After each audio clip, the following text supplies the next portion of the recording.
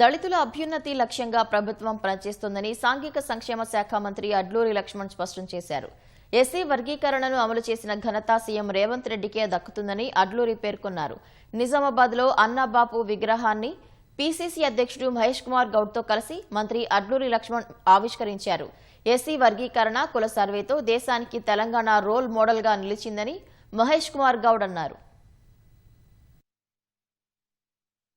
Supreme court యొక్క judgement APCD వర్గీకరణ విషయంలో మాట ఇచ్చి అమలు చేసిన సందర్భంలో ఈ తెలంగాణ రాష్ట్ర సుమారు 33 జిల్లాలకు సంబంధించిన వర్గీకరణ ఫలాలు అందుతూ ఎంబీబీఎస్ అడ్మిషన్ లో గానీ, ఇంజనీరింగ్ అడ్మిషన్ లో గానీ, ఉద్యోగాల్లో గానీ సమన్యాయం చేసినటువంటి నాయకుడు ఈ రాష్ట్రంలో గౌరవ ముఖ్యమంత్రి రేవంత్ రెడ్డి గారు అన్న విషయాన్ని మర్చిపోవద్దనే విషయాన్ని కూడా ఇక్కడ పెద్దలందరూ కూడా మనం చేసుకుంటాం. రేపు రాబోయే రోజుల్లో మీకు సంబంధించిన విషయాల్లో సోషల్ వెల్ఫేర్ మినిస్టర్ గా మరి ఆ వర్గానికి సంబంధించిన ఏ సమస్య ఉన్నా కూడా ప్రభుత్వం మీకు అండగా ఉంటుందన్న విషయాన్ని కూడా సవినయంగా మనవి చేసుకుంటూ థ్యాంక్ యూ వెరీ మచ్.